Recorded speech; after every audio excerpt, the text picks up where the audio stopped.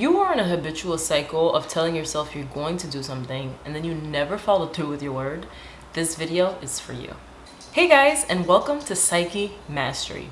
On this channel, we dive into all things that help us master our minds and become the best versions of ourselves. There's really nothing worse than when we can't keep our own word to ourselves. How would you feel if you had a friend that constantly told you that they were going to do something for you and they never did it? I mean, at some point, you would want to cut this friend off, right? Well, it's the same thing for ourselves. The more we say we're going to do something and we don't follow through with that word, the more we don't trust ourselves. So when it comes to having an unproductive day, the more we have them, the more tasks tend to stack up more and more, and it just causes continuous reinforcing cycle. In this video, I'm going to share with you the 5 hacks that you can implement in your day-to-day routines to help you to reach your goals and again, be the best version of yourself. The first hack is to actually take more breaks. Now, I know this sounds kind of backwards, but stick with me. The thing is, we need to change our mindset around taking breaks. Taking regular breaks help you to get more quality work done. There's been tons of studies out there that have found that taking regular short breaks help you to improve the concentration on the work that you have to do in your actual work period. A great technique for this is to work in blocks or intervals. So a great way to do this is a technique called the Pomodoro Technique. And no, I'm not talking about the pasta sauce. The Pomodoro Technique, in essence, is where you work in intervals, right? So for 25 minutes, you're working quality work, and then you take a 5-minute break. Then you go again, 25 minutes, and so on and so forth. Now, I think it's really important that I mention that these breaks should involve little to no stimulation at all. What I mean by this is what you shouldn't do is be checking email, replying to text, being on your phone, period. I know we've all been there where we say we're gonna check our phone for something really quick, and next thing you know, an hour has flown by without us even realizing. And that's the thing, our smartphones, especially social media, as you already know, is programmed to keep you hooked. Make it easier for yourself by just avoiding it altogether if you can. Another thing I feel the need to point out here is that the more we're scrolling on their phones, the more dopamine is being released from our brains.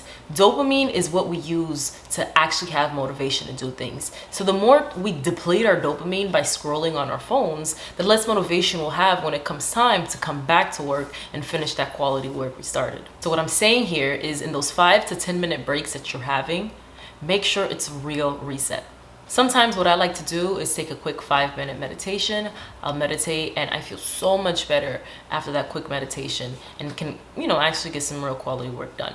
If you're taking a longer break, let's say 10 to 15 minutes, I would say go outside, get some sunlight, walk your dog, whatever you need to do. But a walk always makes you feel really good. The sun, there's been tons of studies that shows that being in the sun also helps you as well. Having some time in the day when you let your mind water and actually be in rest is crucial for remaining in control and being able to internalize the things you actually want to focus on. My next hack for having a really productive day is to do less. Crazy, right? Now let me ask you, have you ever heard of the 80-20 rule? This rule basically states that 20% of our work is what causes 80% of our results. So it's only a small fraction of what we're doing, which is actually causing the results that we're looking for. Now what I'm saying to you is you need to focus on what those 20% tasks are, and you need to not only do them first thing, but you need to focus on them more. More often than not, those 20% tasks are usually the most difficult tasks to do. So for example, if you're in sales, typically what's going to cause you to actually make sales and make money is talking to people, let's say cold calling, for example. If that's what's going to cause you to make the money that you're looking for, you need to make sure that first thing you do in the morning is cold call, not replying to emails, not doing social media, not doing this, that, but you need to focus on that small thing that's going to get you the results that you're looking for. There is a funny quote by Mark Twain that says, eat a live frog first thing in the morning and you won't have anything worse happen to you the rest of the day. Now, obviously, you don't have to eat a live frog, but the frog represents the most difficult but most important thing that you need to get done. I promise you, you get that done first thing in the morning and your day will fly by much easier. The more you procrastinate on that important task, the more it lingers over your head throughout the day and the less energy you'll have to be able to spend to get it done. The less important tasks can always be done later because typically these less important tasks takes less mental energy to get done anyway. Now, a really practical way to stick to this is to actually write down the top 3 things you need to do on that specific day, either the night before or the very morning of, and keep that paper with you and look at it constantly to make sure it always stays top of mind that, hey, this is what I need to focus on. This is my top 20% of things that's going to get me 80% of my results. So you make sure that it actually gets done. All right, my third hack is to have a successful morning. Now, if you're watching this video, I'm sure you've already heard plenty verbiage as far as why winning your morning is so important, but I'm gonna hone down on that a little bit more. How you start your mornings is typically representative of how the rest of your days will go. I mean, ever notice how when you have lazy or unproductive mornings, you typically have a lazy and unproductive day? I mean, I know it's true for me and it's typically true for common folk. Newton's law of motion states that an object at rest tends to stay at rest and an object in motion tends to stay in motion. We cannot escape universal laws. We need to work with universal laws to make them work for us.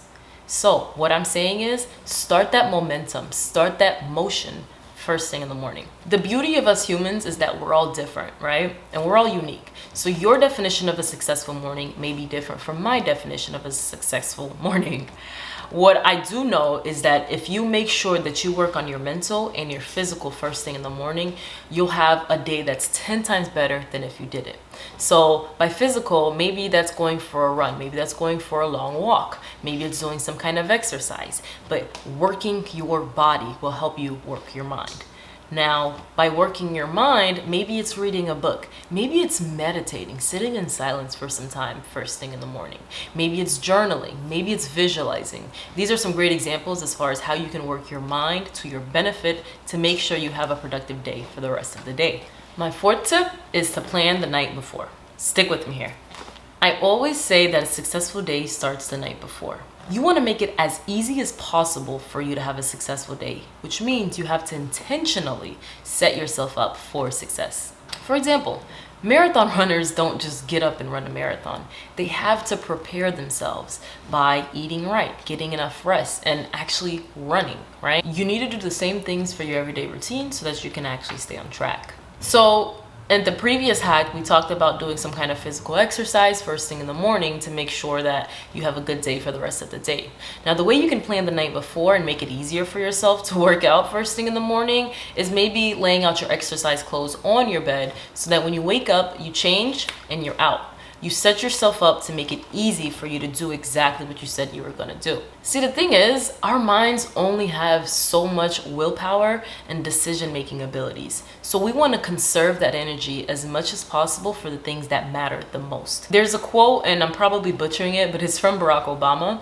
And he basically talked about how he only wears 2 colored suits or something like that. And the reason he does it is, as you know, the former president, he had so many important decisions he had to make. He wanted to make the less important decisions as little as possible. So he stuck to the most basic colors so that he's not always figuring out what to wear, right? Now, while we probably don't have as intense jobs as being the president, we still have a lot of distractions in our day-to-day, right? Because of these distractions, it's really easy to get sidetracked, and which is why planning accordingly is so crucial. Personally, what I like to do to set myself up the night before is to actually, when I'm in bed getting ready to go to sleep, I'll time block my day for the next day. Literally minute by minute. Typically it's in 30-minute intervals, but I know exactly what I'm gonna be doing at every minute of the day the next day.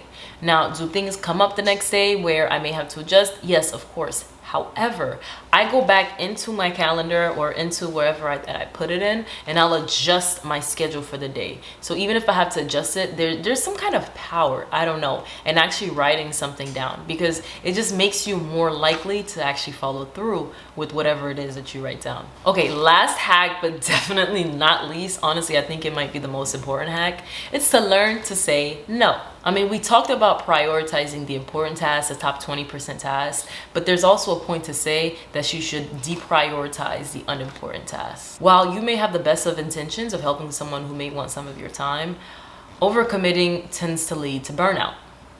There's a reason why when we're on the flight attendant tells us to fix our mask first before we go and fix anybody else's, whether that's your kid, your spouse, whoever it may be.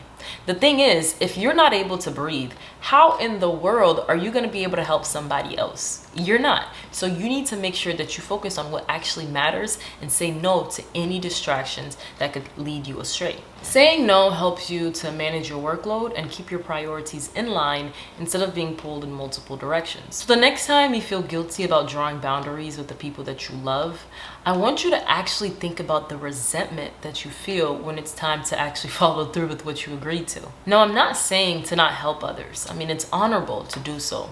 But what I am saying is to only do things that align with your higher purpose and won't get you distracted from that purpose and your actual goals. Besides, no one likes a pushover.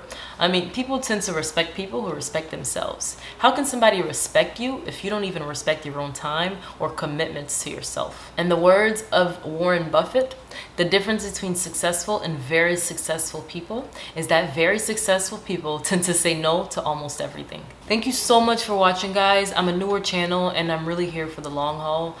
This is really my passion, and so if you enjoyed this, if it brought value to you, please make sure to subscribe to this channel for more content.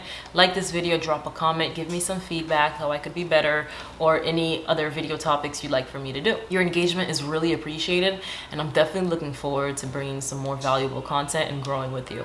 Be blessed. I love you.